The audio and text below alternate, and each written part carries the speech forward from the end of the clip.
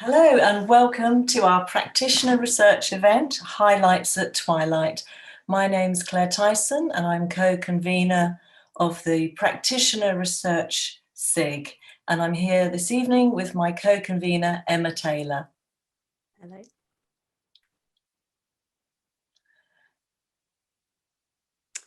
Hello. We are really excited to have four brilliant speakers presenting this evening. Thank you so much for taking the time to attend this this event on a Friday evening. We do appreciate it. As I said, we've got some brilliant speakers presenting along two main themes, which Claire will discuss in a second. And firstly, we're going to hear from Dr. Javeria Shah, who is a cultural sociologist and interdisciplinary scholar from the University of London, and she'll be talking to us about her research that calls for a move towards the use of person-centered methodology. Then we're going to hear from Dr. Melanie Beckett, who just passed Survivor this week. So huge congratulations to Melanie. She's an A-level English teacher who will be talking to us about her research that focuses on the transition experiences from further to higher education.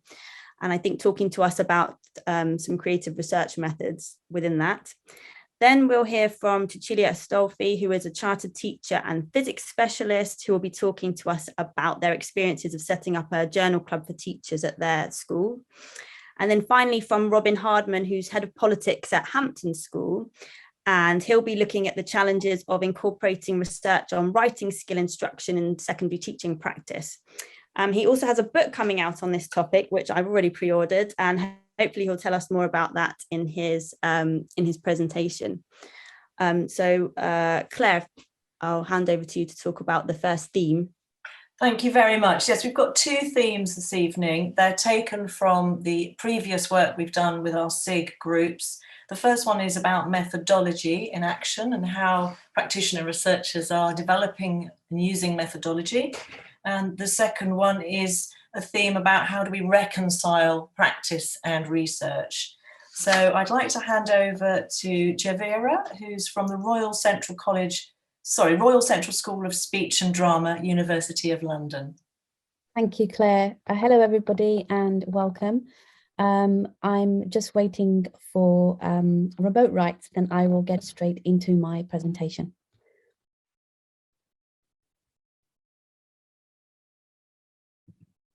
Okay, so a little bit about myself. I'm an interdisciplinary academic and my areas are sociology, policy and media education. I did my interdisciplinary PhD at the Institute of Education, which is now part of UCL. Before entering the university sector, I taught in the further education sector for approximately 10 years, and I was teaching all the way from level 1 to level 5. That's essentially what inspired this research. That work is what inspired this research. So what I'm hoping to do is just to give you an outline into the project that I undertook for my PhD, which was centered on one further education college. And as part of this research, I spoke to teachers, media teachers particularly. I spoke to the college SLT, the principal, and I also included 6 young people who were GCSE failed learners.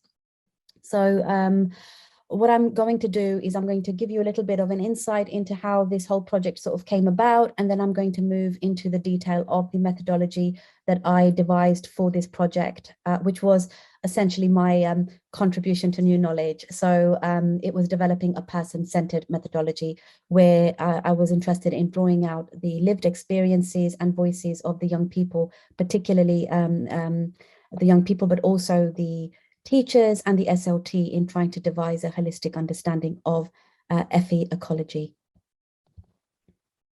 So my research question, a little bit of a mouthful, is on the left. And essentially what I did was I stayed in the field for quite a long time, as you can see, nearly 10 years. So this was a qualitative longitudinal project. Normally, when you hear about longitudinal studies, you think about them quantitatively. So this was a little bit different. It was exclusively qualitative. I didn't use any quantitative methods in this study at all. And the idea behind this was to try and understand and build an ecology, which would give me a sense of how policy percolates in a further education environment and how it then reaches the lived experiences of young people. The reason I was interested in this particular focus was because I felt through my experiences as a further education practitioner, I was a media and film lecturer. I noticed that lived experience was often erased or omitted from policy discourse. So when I was in the further education sector, there seemed to be quite a rapid policy churn, but there seemed very little sort of an evidential base or a consultation with the teachers or the students involved, and it felt like that churn was constant. The omission of lived experience was something I was interested in eliciting. There was limited longitudinal qualitative research that explored the impact of policy through the perspectives of those that were affected. So again, one of the criticisms of around policy studies is that the analyses tends to be quite short term, and there's very little around long-term impacts. And also that policy was rapidly changing and cyclical and short-lived, but what was happening for the people on the ground who were the products of these policy makings. So I was really interested in learning the long-term outcomes for the young people, particularly those that had were GCSE failed in this study. So that was the motivation behind this study. And what I found in terms of approaching this concept of the GCSE failure was that and this was through my practice, which then went on to inform the impetus for wanting to do this research, was that GCSEs were often being held up as a marker of ability or success. So what this then did was that if anybody was failing their GCSEs, it did seem to determine a very particular type of trajectory for them as a result of that.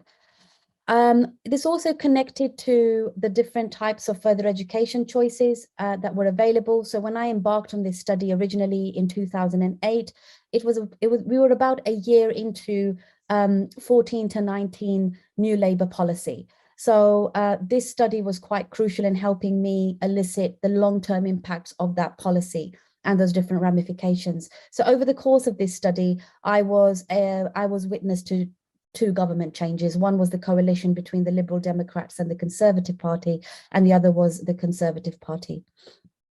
So it was looking at how in the 90s, for example, there were retake options in further education. But as we start sort of entering into the sort of post-millennial period, you notice that there was a primary focus on retaking English and math, and there were very little. There was limited to no variety around being able to retake GCSEs as before.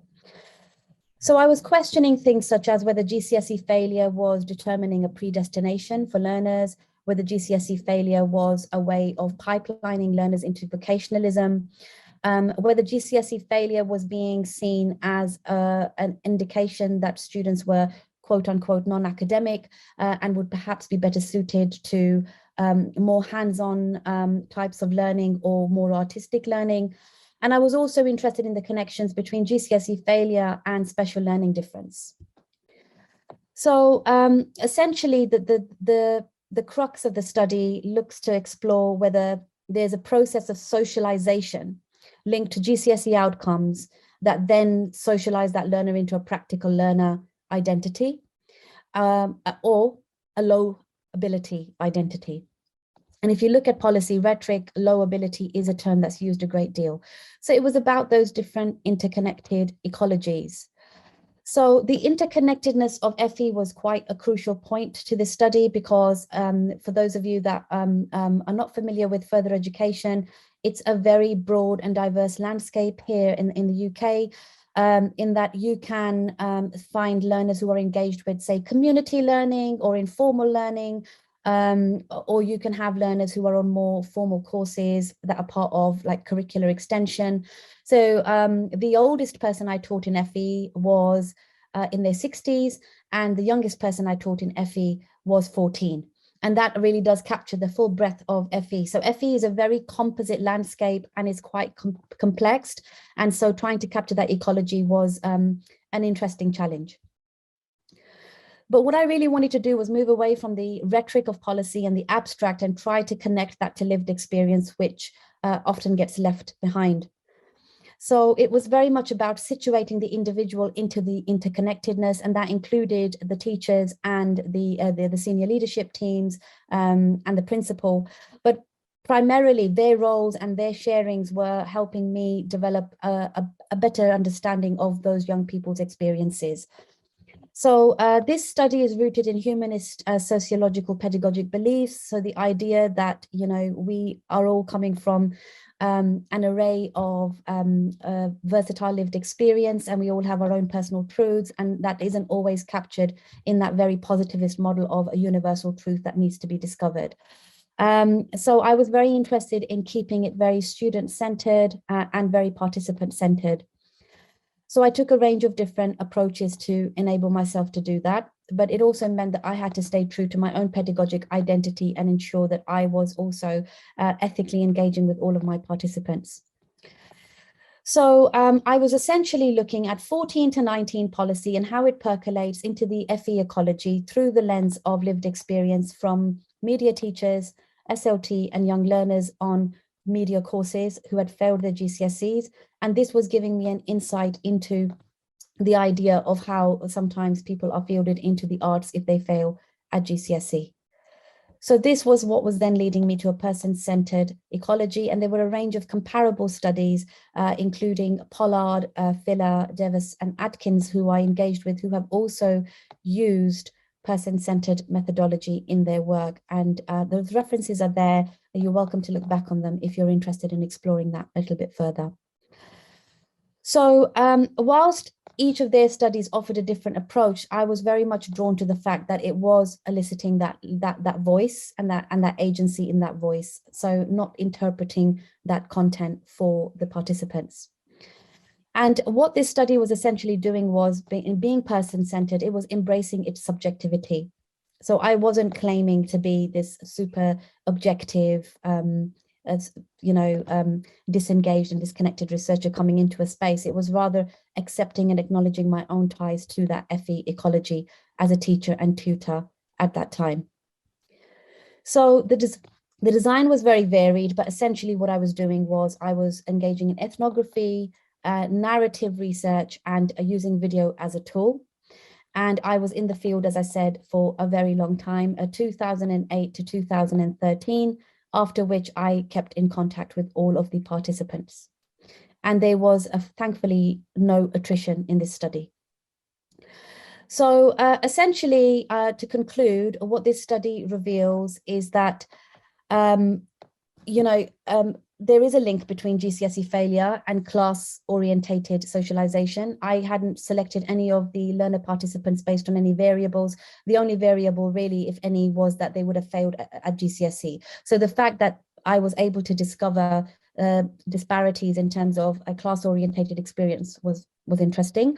That policy churn is a barrier to learning and teaching, that there are tensions between marketization, policy and management rhetoric, and pedagogy and FE second chance identity, that the individual can claim power and agency within that interconnectedness, and that the quality of learning and teaching in FE is largely dependent on the individuals within the system. The information and guidance is sometimes limited in an FE based on the FE ecology layers in terms of how information is percolating. FE staff often share an FE learning experience similar to their second chance learners. So they're often late into education, or they're returning back into education after negative experiences. And that policy rhetoric does not represent the realities of FE or its day-to-day. So the policy is very disconnected from the realities of FE. And I think that brings me right up to time. Thank you. Very much. That was wonderful. Yeah, I think one of the questions that came to mind straight away was about managing the ethics of a longitudinal study like that. How did you do that? That's a really good question, and it actually brings me to BERA. So I used BERA's ethical framework at the time of clearing ethics for my PhD. And one of the challenges I had was using video and obviously dealing with learners, some as young as 14. So informed consent in terms of how involved they wanted to remain with the study of this length, how they might feel differently afterwards, how I was collecting all of that data. These were all very challenging sort of areas to consider for ethics. So I managed it in stages. So every time I embarked on a stage of the methodology, I would revisit the ethics. Would it be possible to see that slide again, or where you show us the methods that you used? Because I just didn't get the chance to take it in, but it looked really in depth in terms of what you're actually doing. Where is it? Sure. I believe it was this one. Right. Was there one before that? It might have been, actually. Yes, this one. Yeah. So you were using primarily ethnography as your main methodology, and over 9 years. Yes, over 9 years. Wow, that's an amazing opportunity to have that, and to have. How did you find that the participants responded in terms of their? Do you think that it made a difference to their understanding of what research involves, if that makes sense? Because they must have really got involved in it themselves, having participated for 9 years. They did. That's such a good question. So the approach here was decentered in that, I would constantly member check. I would go back and show them the videos, show them the verbatim transcriptions, show them how I was writing those transcriptions up in the context of chapters. And some of them did engage, and some of them were just happy for me to just carry on and didn't need to see. Yeah. But the fact that they had that access, I think, made a huge difference to the trust building in those relationships, and being able to sustain the study for as long as I was. But it was incredibly humbling to have that trust from the young people, particularly, and wanting them to sort of keep that connection sustained. And it was overwhelming, if I'm honest, to see them as young 14, 15, 16-year-olds, and then fast forward 9 years, and they're older and they're going through a different lived experience, and they're in a different context. So I really felt like I was on a journey with them. Yeah, I can imagine. Melanie's raised some interesting questions. Melanie Beckinnett, one of our other speakers. Firstly, now that you have your doctorate, which obviously it's early days, do you view the field differently? But then also perhaps you may not have had much time to think about that, but do you consider the insider-outsider conundrum? She says she found she couldn't claim ethnography as she only saw her students in the classroom and wasn't privy to so many other sides of their lives. There was an insider-outsider conundrum, but I think it would have been more of a conundrum for me if I was claiming purely objective research, if that makes sense. But I embraced the insider-outsider context. So from the onset, for example, the introduction to my thesis is autoethnographic. So I talk about my own lived experiences as a level 2 learner in FE, and that being the impetus for the study. And so the contexts were very much entwined, and I was very transparent from the onset about my own sort of stake in that study. And that's the reason why I used direct accounts from all the participants. So I didn't interpret any of the words. Everything was pure verbatim. Mm-hmm. And I had a little bit of a struggle, actually, if I'm honest, in terms of trying to convince my institution to allow me to do that, because they saw it as raw data. And I was trying to explain it's their voices, and I don't want to interfere with that. So that was my way around it, if that helps to know. And you used I'm finding LinkedIn useful for my research as well, because it's such an amazing resource in terms of finding out, because I'm doing an ethnographic study of the school where I work too. So it's quite similar in terms of methodological. I can see lots of methodological similarities, but yeah, LinkedIn has been really valuable to see what the students are doing with their lives now. Did you did you use it for that purpose, or for a different purpose? No, it was for that purpose, Emma. So once I came out of the field, it was a really helpful way of remaining in contact with some of the learner participants. Yeah. Is there any kind of comparison group of students who didn't have that relationship with you but were on a similar trajectory? So I developed a relationship with these learners as a result of this study.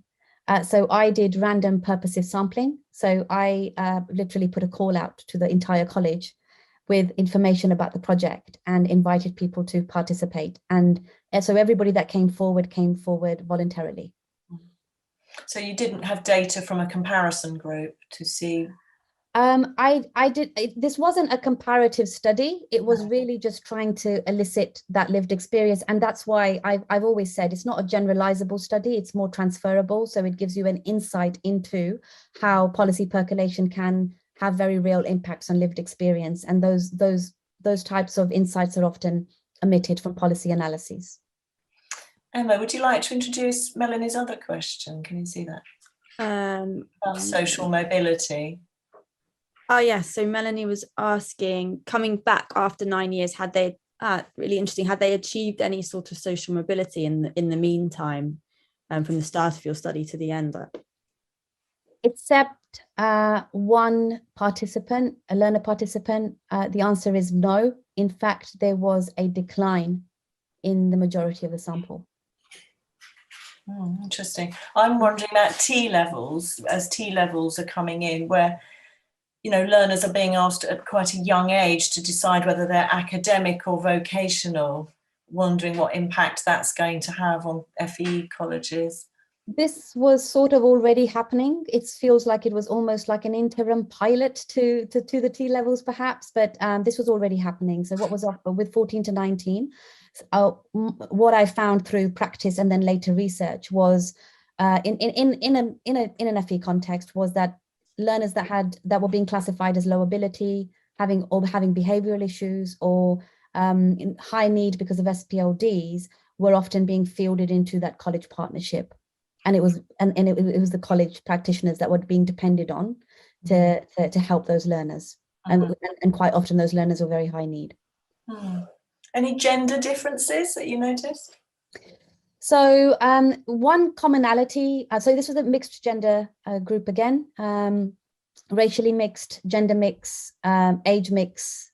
Like I said, it was random purposive sampling, so I really didn't know who would show up.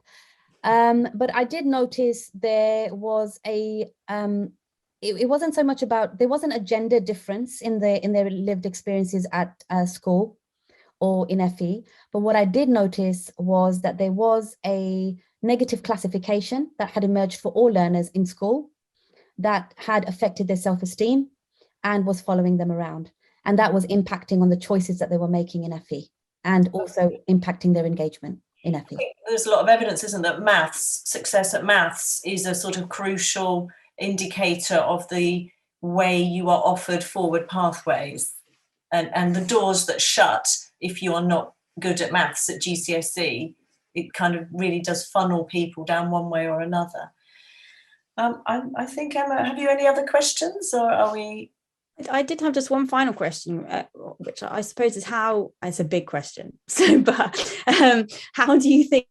Got 1 minute. Change? Yeah, 1 minute. In 1 minute, what would you change if you could? If there was one thing that you could change regarding how these students live there in terms of their experiences at FE or through the policy system, what do you think should be done differently as a result of your research to change things for the better?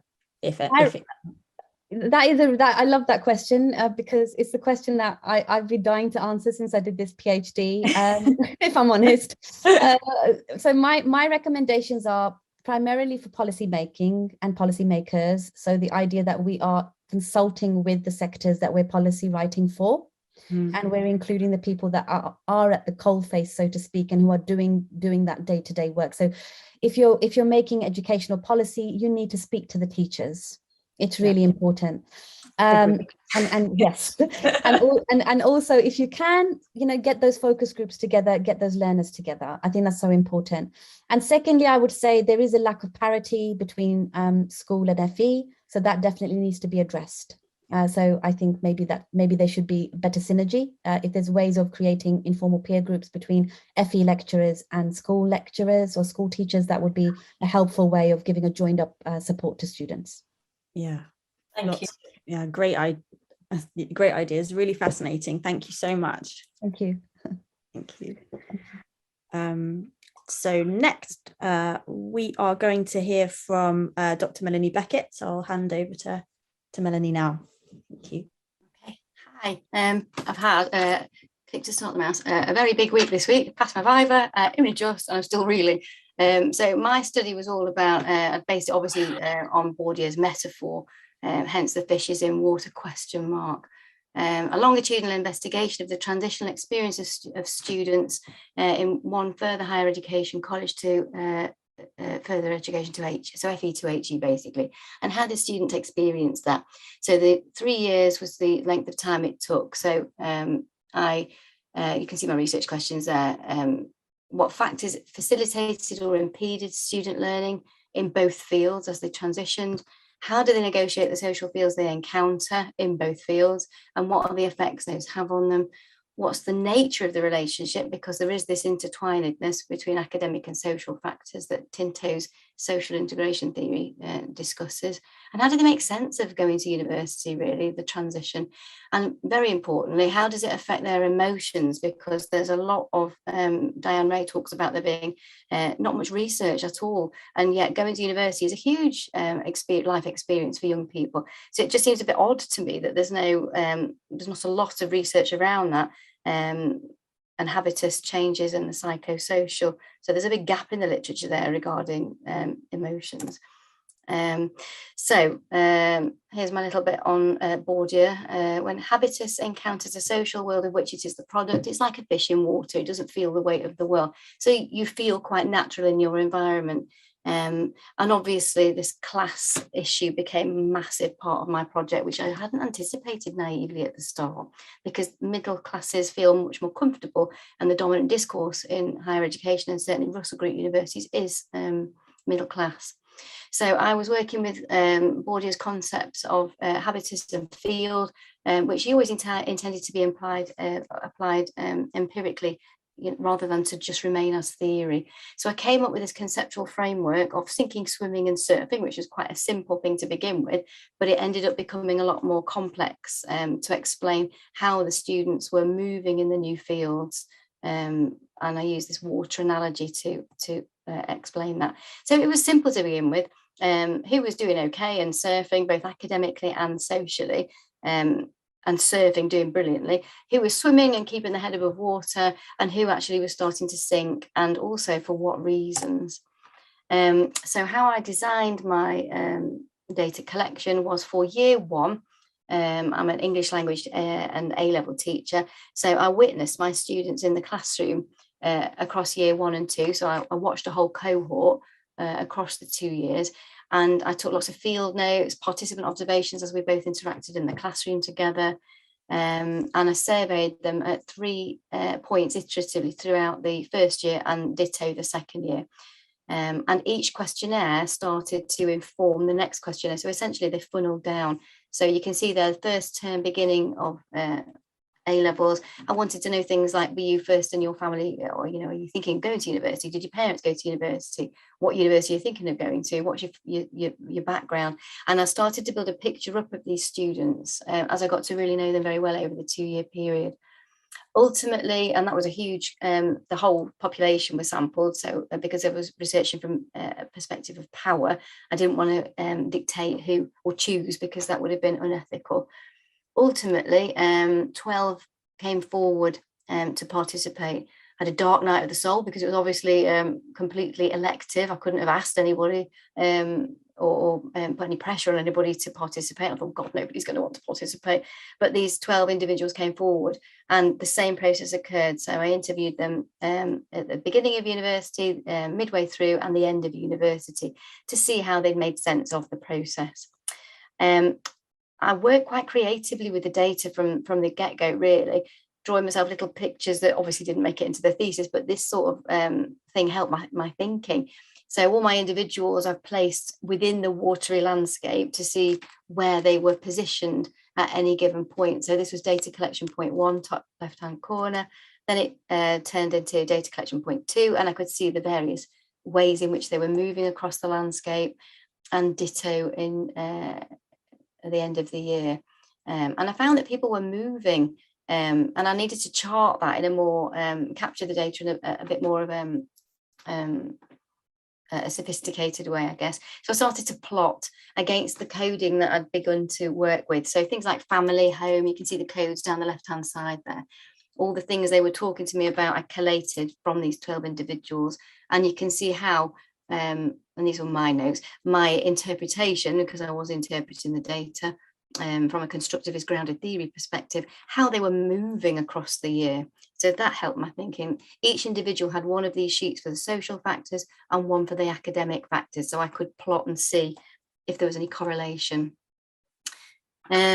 So the Venn diagram there, you can see there were some really interesting things that they said. Bottom left here, one of my students said, I got books, like actual books out of the library, which she should have been doing at A-level in fairness. But to me, it demonstrated a change in her habitus. She was acting and thinking differently. She'd started to mobilise her agency. So there were things happening once they got to university, which I found quite interesting.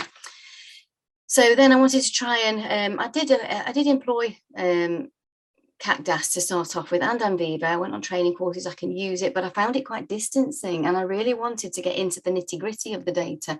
And I found it far more facilitative to help my thinking, to start playing with it like this. So I tried to jigsaw together all these codes and make sense of them, but actually the lived experiences were really messy and didn't fit a jigsaw, if you like. So I moved on to this kaleidoscope because they were so colourful talking to them, and their individual life experiences and things that had happened to them, people they'd met, vicissitudes, stuff that was occurring around them, built this individual picture for each and every one of them.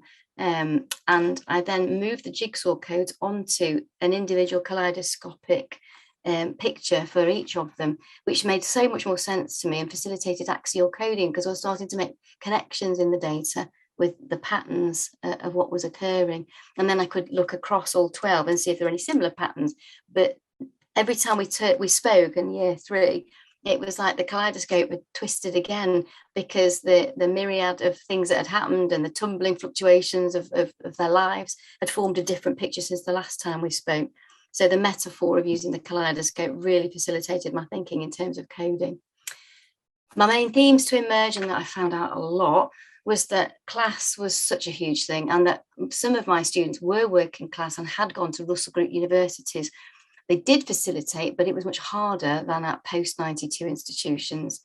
And I'll leave you to have a look through that in your own time, because I just want to move forward to created a typology of them. What was making them total sinkers or churners or total surfers? Because swimming had turned into churning now. So you can see down the side there the reasons why I'd placed them in those categories. Again, what I found out, you can have a look at. It'll take me too long to talk you through that at the moment. But if you see here now, this typology changed because people had moved out of those states. So Charlene, for example, had moved from being a total sinker into a churner. So again, habitus, mobilization of agency had changed their movement in the water. So ultimately, I've come up with a typology that I think other educators might be able to use in conjunction with a research tool. So to type your students, your cohort, to see in advance of the data being retrospective, which I think is the case in FE, everything occurs retrospectively. If we can intervene sooner through identifying who's likely to be sinking earlier, can we move them on to alternate pathways sooner, help to prevent attrition rather than report on it retrospectively. Similarly, it's about earlier intervention for churners. Maybe they can be buddied up with peer mentors or be referred to academic support tutors, because very often they don't know they're struggling, and it takes intervention to help them understand. Peer mentors were a big thing in my study as well. Patchy in HE, which is a shame because they're hugely beneficial. And whoever's surfing from the get-go could potentially be a peer mentor or a potential student ambassador. You'll see there as well, class, age and gender intersected for my study. The girls struggled much more with the social side, the boys far less so, I think because of the sport side of things. And there was a very big class theme thread running throughout. And again, you could establish the class through the use of a questionnaire that sat alongside. And I think because cohorts are so different, you would have to find out about your own cohort. There's no one set of questions would suit all groups. But it would certainly help my thinking and help me better understand my particular cohort. So my last slide there. Have anybody got any thoughts on my creative methods? I'd be really appreciative to learn, because there's a book call for a book chapter coming up on creative data analysis, which I'm really excited about pitching for, and my supervisor wants to work with me on it. So I'm quite excited about this creative use of data analysis. So thank you. And again, I've just put some references there at the end. Any questions? Yes, lots of questions. Let's have a look at the questions. So I'm quite interested in how discourses within classrooms are beginning to diverge very widely from discourses in the post-truth outside world. And we've been talking at school today about dialogic teaching and how it's important to give students those skills for debate and argument and reason. Do you think there was anything that you could identify that helped people become swimmers and surfers? Yeah, I mean, I thought quite long and hard about what were the drivers for helping, or why were they surfing, and I categorized all my surfers as prioritizing their work, academic work. They actually focused on it and did it, as opposed to the sinkers who didn't attend to it, didn't bother with it. So that was one huge contributing factor to surfing. They mobilized their agency, the surfers, as well. So they learned, and it took time, but they learned what worked best for them. So they started to develop, they changed their habitus and started to develop different study skills. One of mine said she'd started studying at night time, something she'd never previously done before. Another realized that she was slavishly copying notes down in FE and had continued to do so once she hit HE, and it wasn't actually helping her. She'd look back and she didn't understand what she'd written. So all these skills that they struggle with as they change fields and move into HE had to be assimilated and learned. I also realized that the surfers had determination, resilience, tenacity, all the things you can't teach them, you know. They just kind of develop those qualities. They form communities of practice. That was another big part of my research as well. Initially unofficial communities of practice, but sometimes if they were buddied up with an official peer mentor, it was more organized, if you like. But mobilizing their agency meant that they started to actively develop relationships with teaching staff as well, which the sinkers certainly didn't do. And the sinkers had no agency, didn't mobilize it, didn't think, weren't even aware in many cases that they needed intervention or help. They also had very lower levels than the surfers of socioeconomic capitals. So they had to work a lot outside of their university courses, which meant they had less time to both socialize and also to focus on the studies. So their academic work wasn't prioritized. They had poor learner identities, very little self-efficacy, probably as a cyclical thing because they weren't getting good grades, didn't bother to build relationships with staff. They were very sort of passive in that respect, tended to be more introverted as well, which I found was interesting. And they did end up moving more towards the lower end of the class scale. So Savage talks about the precariat. So one girl that particularly sank and failed the whole year. Her mum worked in a pub and she had to work 5 nights a week in the pub as well. You know, it was all really difficult for her. So that's how I tried to categorize them. I'm not sure if I've waffled around the question there or that's answered. That was really interesting. I was interested in the surfers so they were of a higher socioeconomic or a category than generally. Did you actually spot that pattern? Some of them, not all of them, in fairness, because as it was so fluid, they were moving across I had transboundary waters ultimately, because as they'd started to employ different capitals, not necessarily socioeconomic or financial capitals, they'd learn other ways of coping. So and some of those surfers had started from a very working class position. One girl in particular was a Polish immigrant, taught herself to learn English when she moved over here. Dad was a lorry driver, mum just stayed home and looked after the house. But ultimately, she went to a Russell Group university and properly surfed at the end of the year, which I found ultimately fascinating, because all of the literature says that working class students don't assimilate into more elite universities. They are definitely fishes out of water. And I know Diane Ray's Strangers in Paradise paper talks about the superhuman levels of motivation for them to do so, and she displayed that. So that kind of was an anomaly, if you like, but it was fascinating to research. Yeah, that must have been really interesting. Javiria, our previous presenter, she had a question about your creative approaches, and I absolutely love them as well. I've not really seen anything like that. I think especially the kaleidoscopes, which she has a question about.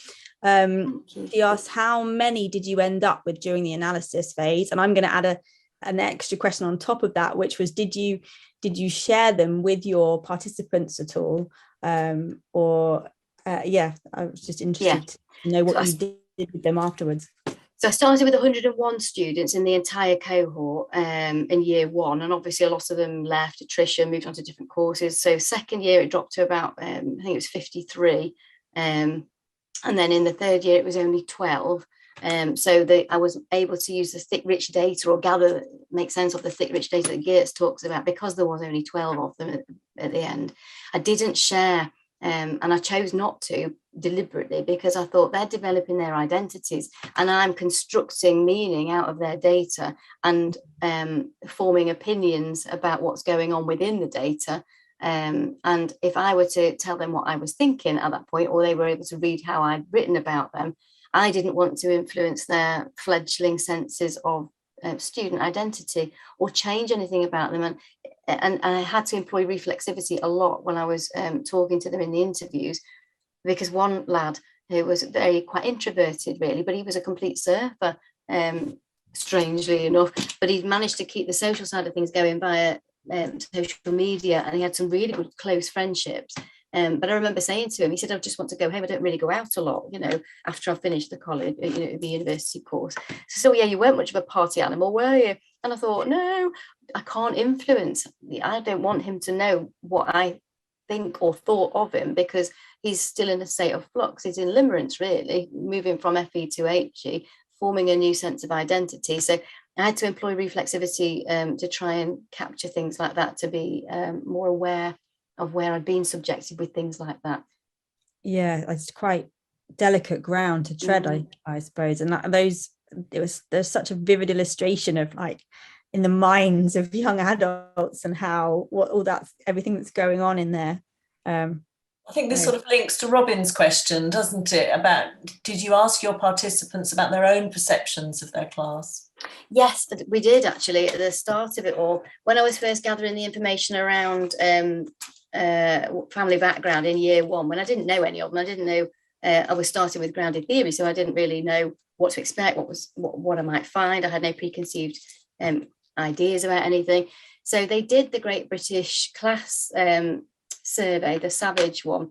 So I did ask them, but they thought that it was such a slippery concept class. So I did poll them, and we did have discussions around it. But ultimately, I categorized class on the basis of, I started off with polar postcodes. Where did they live within the area? Because where I've been researching is traditionally known as a very working class area, but within that, not all the students were working class. Some had white collar parents who were in white collar jobs.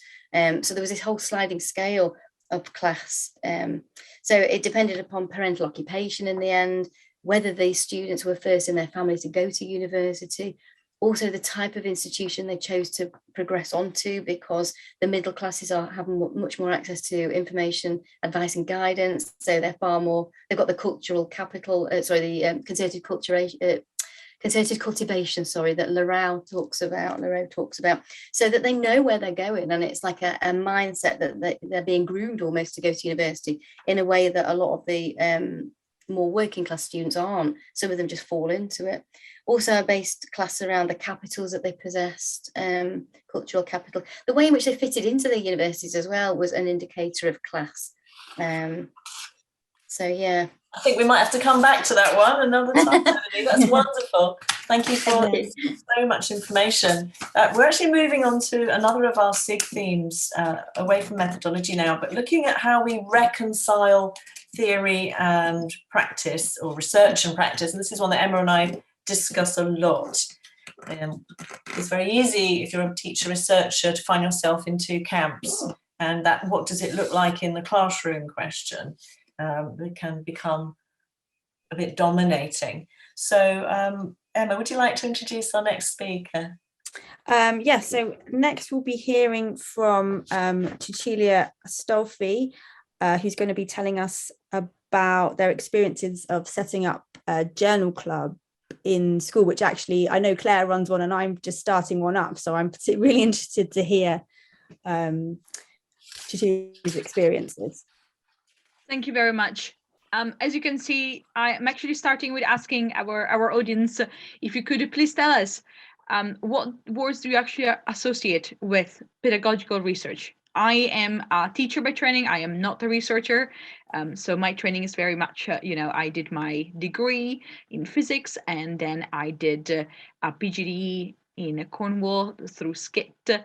And then I've been looking at getting a little bit more involved with what research really asks us, rather than what it can do for us, what we can do for it, what use can we get out of it. So it's nice to see some words. We are getting to some particular words in terms of theories and applications. That's cool. That's very well, I'm not seeing any boring or any other thing, which is probably to do with the fact that you're here at this event, which is great. Otherwise, that'd be quite awkward. Okay, I'm gonna move that forward then.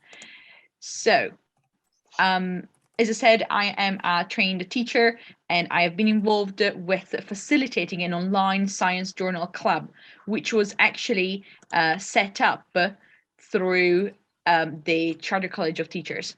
So as any of you heard of Journal Club as a method of professional development? We'll give it a few seconds while people take a moment to respond.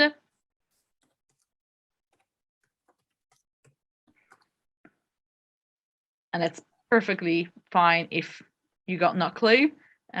Perfectly fine, obviously, if you're familiar with that.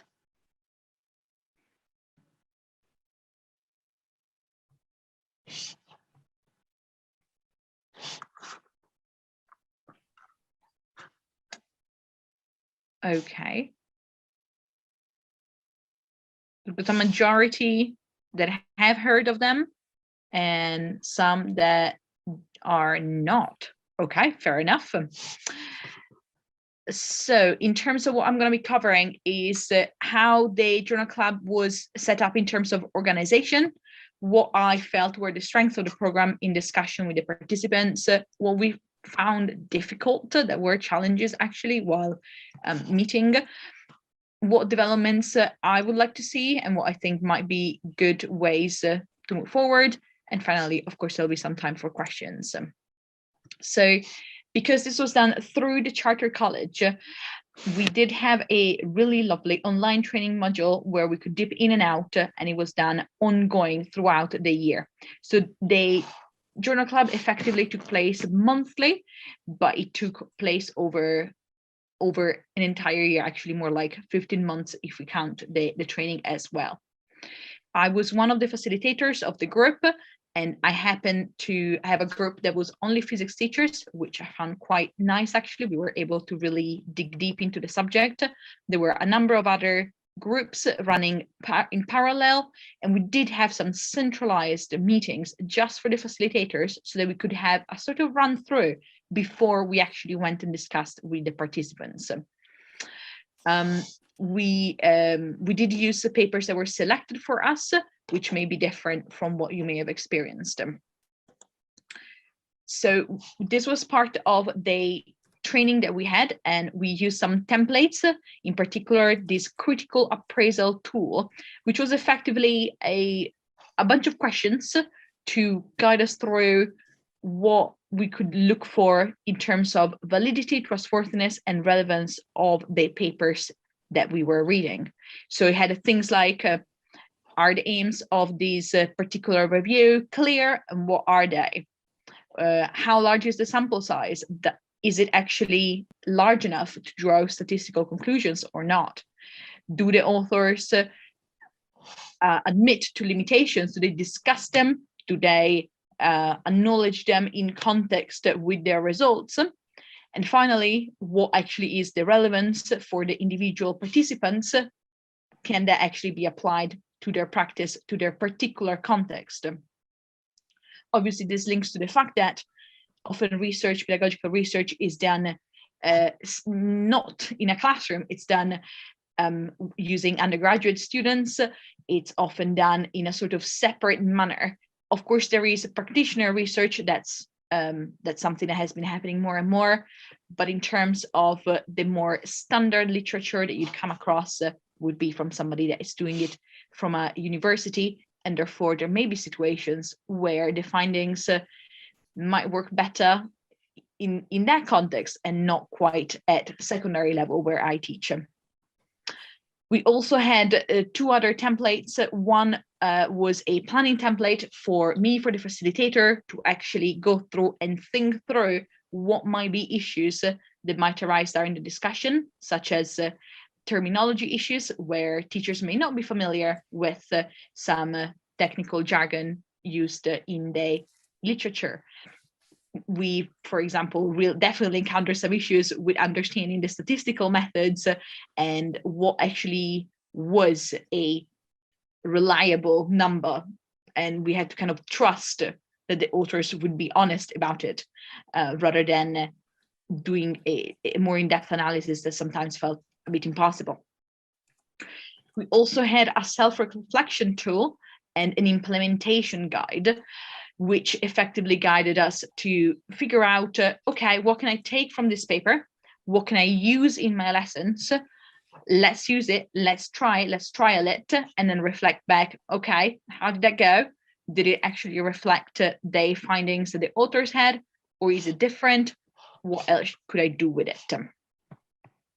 So in terms of what I found were strengths of the program, and actually the participants also highlighted this as we were going through, is the fact that we obviously were able to meet online. We were using Zoom, they're having Zoom sessions. And while for some people it may feel off-putting to be doing it online and not in person, it was actually really great to have the flexibility that Zoom allows. We did not have to account for traveling times.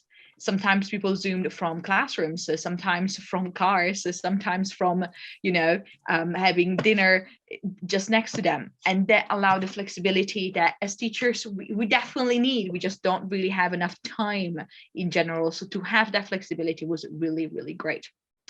Having these templates really scaffolded our discussion and our learning as well. It provided a structure that we could follow. And in a way, because we had the structure, we were also empowered to discuss more about other things, because we didn't have to worry, okay, have we covered everything? Yes, we have, because we just went through it. It's all good. It made sense. I personally found it incredibly important that the facilitators had their own meetings as well, because it allowed us to ask each other questions, to notice bits that we didn't realize might be problematic. It was just incredibly nice to have that extra layer of support. So while I think that it's great if a school or an individual starts a journal club themselves, that's fantastic, but it may be worth to also have a network, to also link up with others in order to always have that extra point of view, that extra support. A beautiful, beautiful thing was the fact that the participants were from all over the UK and even abroad, all sorts of different settings, independent schools, grammar schools, state, sixth form only. It was everything. And that meant that we all had slightly different experiences. We all had slightly different policies in place in our schools. We all had different points of views in terms of, can I actually do this many practicals? Do I have the equipment for this many practicals? What are the difference between having a class of 15 and a class of 30? And so we were able to discuss this in a much more nuanced way than if we were teachers all from the same school or from a very similar setting. And finally, something that we realized after a few sessions is that we actually really enjoyed. I personally just really loved having that time that I know it's happening every single month, and I get to chat about pedagogy with other teachers. And it just felt incredibly empowering to be able to do that and have it as a time that felt the most useful training I could possibly have. And it was almost fully self-guided. So I was gonna ask you about this, but I'm actually gonna run out a bit of time, so maybe we'll come back to it. But just to think about, what aspects do you think that might be the best thing about journal clubs actually running? In terms of challenges, well, quite clearly, time is always an issue, and teachers know this is how it is. Fitting everything in is hard, especially this was an extra for all of us, so this was on top of all of our normal commitments, and there were some issues with that. Evaluating research is hard. It just is. And the question is, well, is it worth the effort? Is it actually the best use of time for us teachers, practicing teachers in schools? And the other constraint was actually the time that we have in lessons, because lots of us really wanted to do more, to trial more things, but didn't feel that necessarily we were able to do that within the constraints of prepping our students for exams. In terms of the future, well, I was part of the pilot of this program with the Charter College, and so there is internal and external evaluation that's happening. I was part of that, and obviously some people are introducing the model to schools, and I am particularly thinking also of starting it myself. So thank you very much, and I guess it is time for questions. Yes, it is. Thank you so much. That's amazing. Thank you. Yeah, I've run a journal club for about 3 or 4 years now. So that's through school closure and school open. And we do offer lunch to our participants, because our lunch is very short, 45 to 50 minutes, and it's not feasible. And I think I modelled it on the sort of medical model where lunch would be provided for doctors to come together. Do you offer food to your participants if you meet in person? Well, our was completely online, so that actually was very handy, because if we wanted, we could have a drink on the side or food or whatever. So it was quite handy on that. Yeah, definitely. And what I find is the big problem is people don't have time to prepare, even though you post the materials in advance. So as the facilitator, you have to make sure that you are ready to introduce and guide and scaffold a discussion. Yes. If they haven't had enough time to properly prepare by reading everything, and you have to kind of present it in a way that they can engage with, because as you have already said, time is the big issue, isn't it? It is certainly a commitment for the person that's actually running it. The facilitator definitely has to put in a significant amount of time just to make sure that everything has been covered. And I had a lot of annotations. I am quite a visual person, so I had like my printed out paper, a lot of post-it notes, color coded, pretty much an example of scaffolding my own learning there quite clearly. The way we've done it at our school to encourage people as well, that attendance to Journal Club is one of our professional growth actions, and you can put that on your performance management, you know, review that you have attended it. Robin's interested in, rather than preaching to the converted, how do you engage those people who are not kind of already research engaged? And this is where the free food comes in, Robin. I'm sorry. I agree. And I think that it's incredibly important for people to see the journal club as something that they choose to do as well. So it could be part of the school offer of CPD. So this might be one of the options that teachers can take on, and this is one of the ways that you can do it. So it becomes something that it does give autonomy to the individual teachers, and there is a reward in terms of developing as practice, the possibility to share it, and so on. I know, I was just going to say, Claire, that, and to Robin as well, that is a real problem that I've experienced where at the school where I teach, where you always see the same faces coming along. But there's some good ideas. Free food. We did give free tea and coffee, but that obviously wasn't enough.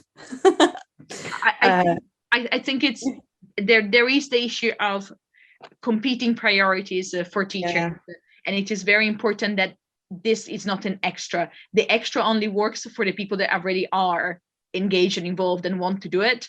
But if you want a larger take up, it needs to be part of the formative offer of the school. It needs to be ring-fenced time. It needs to be time that is actually valued and recognized in some way, whether that is part of an internal school reward system, part of progression, part of leading and helping towards other promotions and so on, but it has to be part of the system, holistically interacted. I think it's pretty well documented that for research in schools to work, then senior leadership has to be on board. So our head teacher will often attend. We get to use the posh conference room. It's on the school calendar. It's about embedding it in the consciousness. It's about, you know, putting it in the staff bulletin each week, having a Google Classroom for the materials. You really have to work on so many levels to embed it into the normal school culture, really. And I think the other thing that's really nice to encourage is it shouldn't just be teachers, but associate staff, getting external speakers to present via, you know, Zoom is good as well. That would certainly be very interesting. I know that some of the other facilitators were not actually teachers at the time, and it did bring a different perspective, a different point of view. So it can definitely enhance the overall experience. Yeah, and you were so passionate about how having such a variety of experiences. I can imagine that must have been quite quite motivating as well. I was interested in if your discussions helped to change your practice in any way in the physics classroom, or if it was absolutely. And I think that was the case for every participant when we had a bit of a reflection session at the end, you know, had our 15 minutes of like, oh, okay, what have we learned?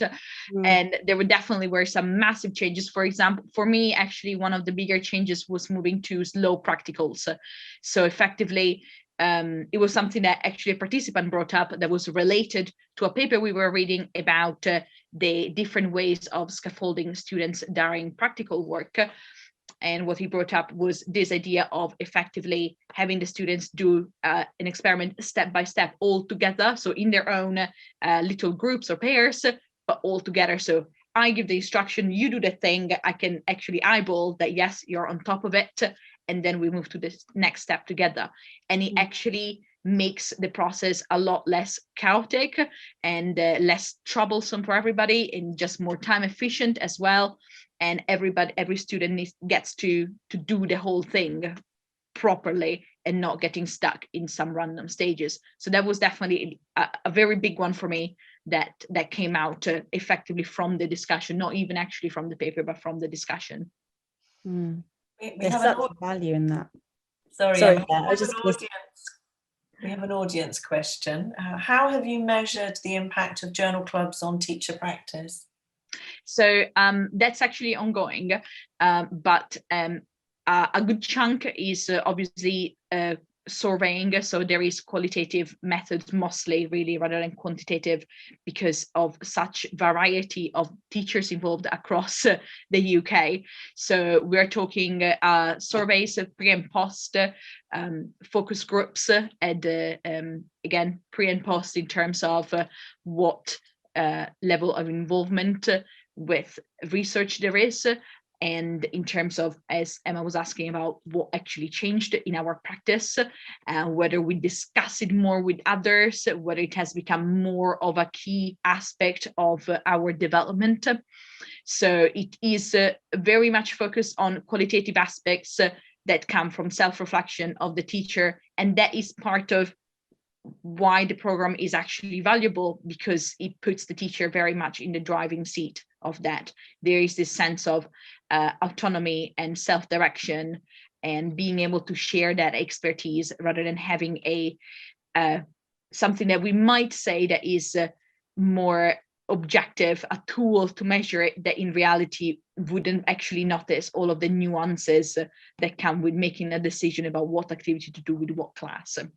It actually saves time ultimately in terms of getting to know about new strategies and ways of doing things that ultimately are going to help help practice in the future. Absolutely, that's definitely one of the great things, is actually figuring out that no, there is no point in wasting time in that thing, because it really doesn't work. Move on.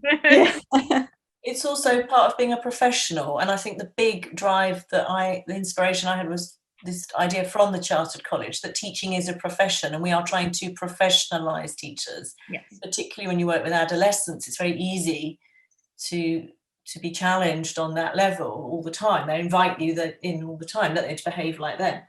Yeah, so, respecting the expertise and actually giving teachers the time and the space to really grow as professional within the professional community is definitely very valuable, and has been absolutely an excellent experience. Wonderful. Thank you. I don't think we have any more questions, so thank you, Emma. I'll hand over to you to introduce Robin. So we've got our final presentation of the evening, Robin Hardman, who's going to be talking to us about the challenges of incorporating research on writing skill instruction in secondary teaching practice. So links very nicely with what we've just heard from Cecilia. So I'll pass over to Robin now. Thank you very much. Thanks so much for giving me the chance to present my research. I'm not sure I've got much to offer in regards to creative coding or in regards to longitudinal depth, but hopefully you might find the insights that my research managed to gather, limited as they are, interesting on a Friday evening. So I'm also a teacher, and that's the main motivation for undertaking the research. In the first place, I've taught politics and history for the past 7 years in 2 schools. I've been very lucky to teach in 2 brilliant schools that supported me to first decide to apply for a Master's in Education part-time, and then to undertake it despite the challenges of the past couple of years.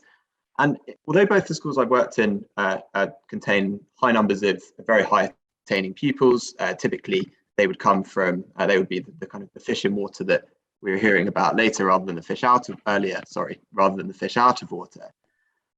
One of the common problems that I've noticed over the past 7 years is that for every single pupil I've ever taught, I think writing has been the most difficult component of the subjects that I teach, both at politics, A-level, and history at GCSE. Putting down thoughts on paper, analysing arguments, evaluating the weight of different interpretations has typically been the hardest and the most challenging task for my pupils to master. And so I've always been interested in evidence-informed practice. From the beginning of my teaching career, I thought that it seems odd that teachers are so wary of research, are so dependent on their own experiences and on observing colleagues rather than trying to work out what the body of evidence prior research might suggest. And as I started to develop a bit of an understanding of evidence-informed practice, I found that there was very little attention afforded to writing. It seemed that despite the fact that writing has a major impact on people's life chances, on their academic sense of identity, on their outcomes and the qualifications that they are undertaking, it didn't seem to be afforded much attention in literature on evidence-informed practice. And certainly in my own professional experience, despite the environments that I worked in and continue to work in being very, very supportive and facilitating discussion about teaching and learning, again, writing instruction didn't seem to be something that teachers spent enough time thinking about. So as I moved into undertaking my MA and thinking about the dissertation research that I wanted to carry out, that was an obvious way of marrying my interest with my professional context.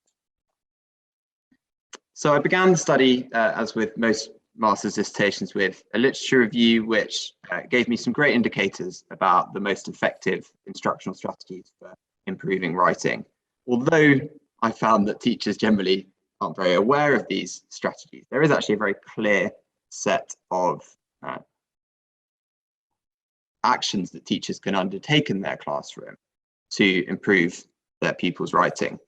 Writing in groups, regular, focused, deliberate practice, feedback that focuses on redrafting, that focuses on specific improvements to isolated skill, peer assessment, self-assessment, among other strategies. They're all very well supported by the literature, both on effective pedagogy more broadly and on effective writing instruction specifically. And I was informed, very fortunate to be able to access the BERA RSA study in 2014 on teacher engagement with research, which shaped a lot of my questioning in this area. Previous studies do suggest that teachers' engagement with research remains piecemeal at best. So I wanted to find out how far teachers, firstly, are aware of the evidence base on effective writing instruction. I have my own biases that I had to try and work against when conducting that, the formulation of that part of the study. But I also wanted to work out how far teachers' perceptions of their working environments appear to determine their professional identity and their instructional decision making. We spoke a moment ago as part of the Q&A about, in the previous session, about how some teachers regard evidence-informed practice as being very important and how other teachers regard it as being an unnecessary distraction from the demanding daily work that they undertake. So I wanted to see whether my teacher respondents, the people I spoke to in semi-structured interviews, felt that the environments that are created, whether journal clubs or the sharing of evidence-informed practice within their school environment, had any impact on their daily decision-making as instructed. So this literature review led to three main research questions. I wanted to find out what goes on in the classroom, what strategies teachers employ. I particularly focused on GCSE and A-level humanities teachers because they are working in similar environments to those that I work in. I wanted to find out how far teachers felt that they were influenced by research when designing and executing their writing skill instruction. And finally, as mentioned, how far their working environments shape their instructional decisions. Now, as I said, my methods and methodology were not particularly creative. I was working within the boundaries of an MA study. I'm not a trained researcher, I'm very much a teacher. And so I kept it fairly simple with my methods and methodology. It was a qualitative study, conducted 8 semi-structured interviews with teachers in a range of schools. I took great care to try and ensure that the school and college settings that my respondents worked in were as diverse as possible. So ranging from the most selective independent schools in London, some of the most selective independent schools in London, to FE colleges in areas with low educational attainment, to multilingual classrooms in a free school in East London, to a dyslexia heavy academy in Ealing Borough. So my findings, well, clearly I can't present the entirety of my findings within the next couple of minutes. So I've tried to summarize a few snippets from the 8 semi-structured interviews that I undertook. So teachers generally thought that writing instruction was a really important part of what they do. Perhaps that's because they'd agreed to talk to me about their writing instruction. So teachers' views range from, it's all I do. I think explicit writing instruction is hugely important. It's very difficult because of the nature of the exams to teach writing in anything other than a formulaic way. And so you do have to be very explicit in how you instruct. There was one of my teacher respondents who felt that writing instruction was not a particularly important part of his role. He works in a highly selective school and teaches largely Latin and Greek. And you can see in yellow at the bottom of this slide, the analysis that his students are writing about is not something which any of them really struggle to comprehend. I've never taught a kid who doesn't understand how to talk about word order, sound effects, or choice of vocabulary affecting the meaning of it. So by and large, while the majority of my respondents felt that writing instruction is an important part of their daily work as teachers, there did seem to be some impact on their views based on the type of environment that they work in. Now, in terms of the pedagogical approaches that teachers outlined in their interviews with me, they did largely marry up with the most effective pedagogical approaches that I'd identified in my literature review. So teachers typically did decide to follow explicit writing instruction. They did provide lots of scaffolding. They engaged in lots of modeling practices. They used peer and self-assessment. They ensure that their feedback is process-oriented rather than based on the outcome achieved by their pupils. But interestingly, no teachers in their interviews mentioned that they use group writing practices, that they actively encourage their pupils to redraft work, or that they follow a type of writing instruction called free writing, which is where the boundaries of a curriculum and an assessment framework are taken away from students and they're allowed just to write reflectively on the subjects that they are studying, which again is well supported by the evidence base, but along with group writing and redrafting seem to be a blind spot in teachers' pedagogical approaches. Teachers generally shared some quite similar views on the obstacles that they face to effective writing instruction. Some of them, typically those in middle management positions, felt that some of their colleagues were less comfortable teaching writing than they were.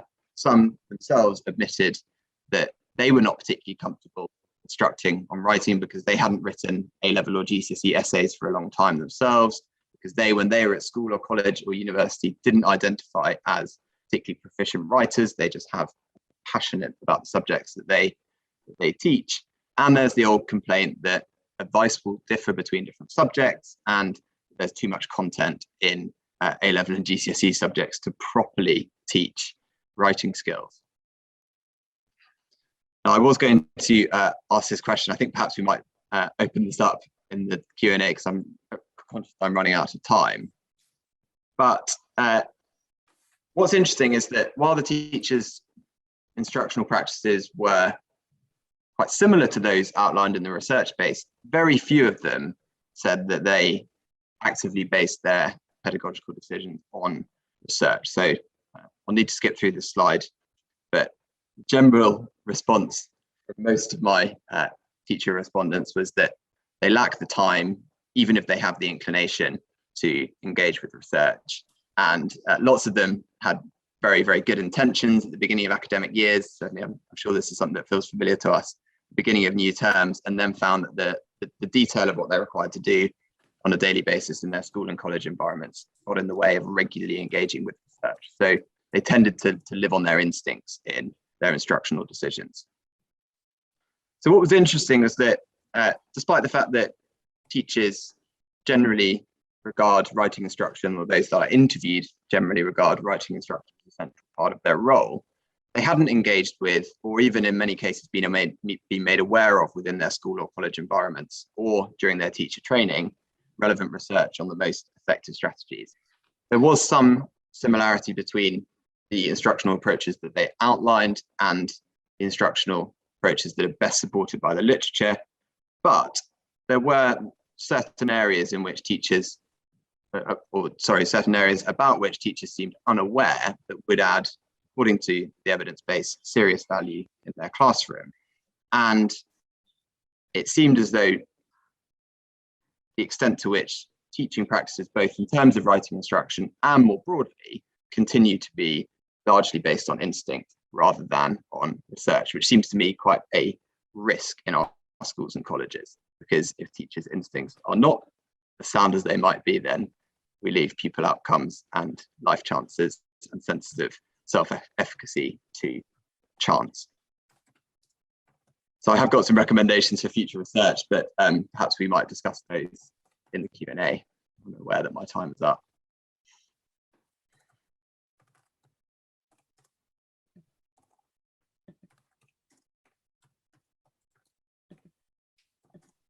Thank you so much.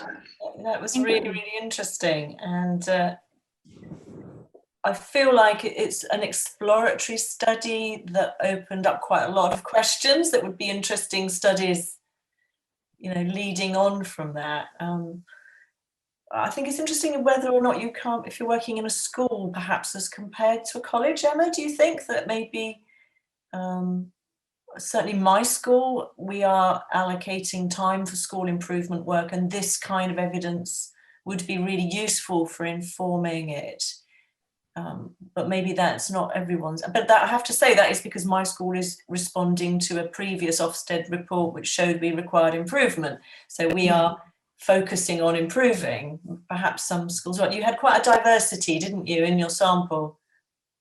Yeah, and I did. I mean, I think, as was mentioned in the previous discussion, the sample was fairly self-selecting in that these were people who were prepared to speak for the best part of an hour about writing instruction, in most cases during their school holidays. So they themselves were generally well disposed towards incorporating research into their practice. They were interested in thinking about teaching and learning. They took their professional responsibilities very seriously.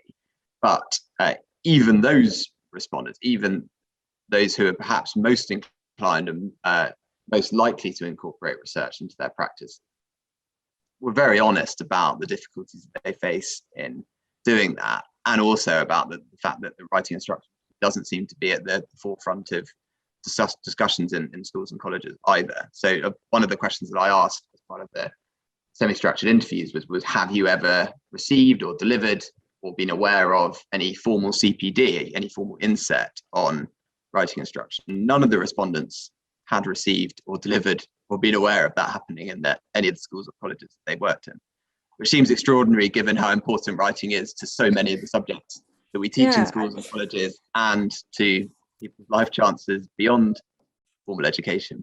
Such a fascinating study in the sense that you're bringing to light something that is so important and yet overlooked. I was particularly interested in the quote the teacher said about economics, because I hear that all the time. But my history teacher tells me that I shouldn't make a new point in the conclusion, or I shouldn't use the first person, or like. And I think having some ensuring that there is consistency across subjects is important, because otherwise the students get so confused. And why wouldn't they, if they're hearing if they're receiving different advice in different subjects?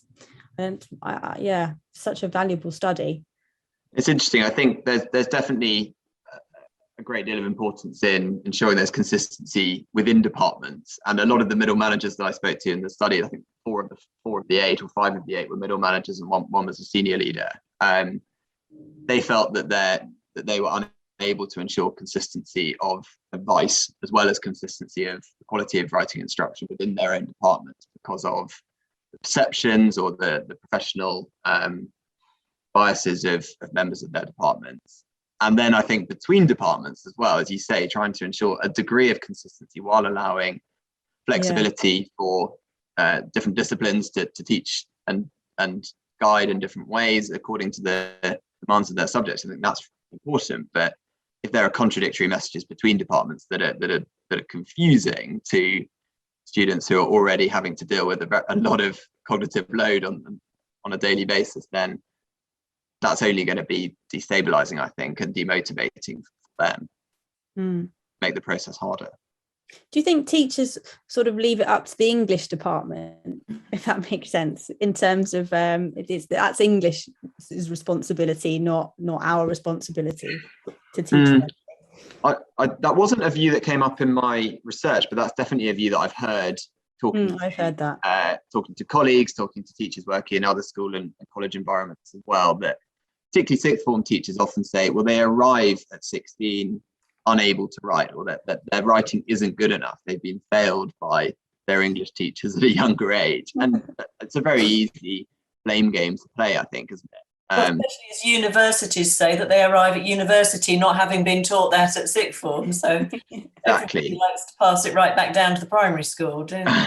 But exactly, I think the problem though is that if schools and colleges don't have joined up approaches, if they're not talking about writing instruction in a deliberate, systematic way, then that blame game is very easy to play. There's not accountability that's being focused on any one department or on particular faculties. And it's also about culture. I'm saying in the chat that oracy is quite fashionable at the moment, and these things come in cycles, don't they? What about our previous speakers? Do any of you have some comments you'd like to make now? I think it's interesting to see that trajectory from all these different perspectives, because we've got, you know, the FE to HE, we've got the school context and sixth form context, and yeah, I think I agree with you, Robin. I think there needs to be more of a joined up approach really between all the different sectors, so we can have more of a holistic sort of involvement in the learner journey. I think perhaps that siloed offness, that composite element, is probably where we can see those gaps forming. I think that there are silos within schools and there are silos between schools, aren't there? And actually, the more we can do to reduce that at both levels is only going to help all of the young people who we teach. This idea that need, I think I said your sample probably has a diversity of views because there's a very wide diversity of students, and student need really, or ability, should be the driving force for selecting your instructional approach, shouldn't it? So I think there's something absolutely, and I do think that if we're talking about having a wider approach with the different stakeholders taking part, that cannot forget the role of policy, the role of Ofsted, the role of everything else that is part of the educational system. That is not just the people working in it or the people that are studying in it, but everybody that actually has an effect, an impact, a direct or indirect one, or one just by reputation, but that it exists, and that needs to be acknowledged and needs to be part of the solution and the conversations that relate to, well, where are we sending the students towards, what are we doing for them, and it can't just be about individual practitioners or individual schools or even consortia. It has to be part of even wider conversations on what kind of context are we working with, what kind of geographical area even that actually might affect the life chances of our students. I think there's a big pressure on schools to cover a lot of knowledge, and I think curriculum, how much knowledge, this is the time constraint, doesn't it? It comes from this body of knowledge that has to be taught. If you were to reduce that, could you spend more time redrafting, rewriting? And maybe I think you could. I mean, I think also one of the insights of the research, and this is kind of I'm not trying to plug it, but this is one of the big messages of my book as well, is that spending time on knowledge and spending time on skills, they don't have to be dichotomous. Actually, writing is one of the best ways of reviewing knowledge, both for students themselves and for teachers to understand what the knowledge problems are, what the areas of strength and weakness and misconceptions might be among their students. So I do think time's a factor, but I also think it's probably more that teachers don't see writing as a form of retrieval practice or as a form of assessment for learning in the way that perhaps they ought to. I think there is an asynchronicity though between the types of writing and the agendas behind writing. So certainly in a HE context, a pattern that seems to keep coming up is the lack of criticality. So needing those arguments sort of thought through by the lecture, the expectation that information is going to be sort of alluded to in some shape or form. So when you're having to do that independent learning and that independent criticality, that's where learners appear to be struggling, and just in terms of the learning development context of my work. And again, it's I guess the different agendas, isn't it, of the different sectors. What are we preparing them for? I think that's going to be the theme of our next event. I think we'll end on that and think we've actually come to a really great point at which we could start thinking about our next event. But I would like, Emma, and I would like to thank all of you very much for your fascinating contributions. Yeah, it's been a really brilliant evening, and we really appreciate you taking the time to present at this event. Thank you.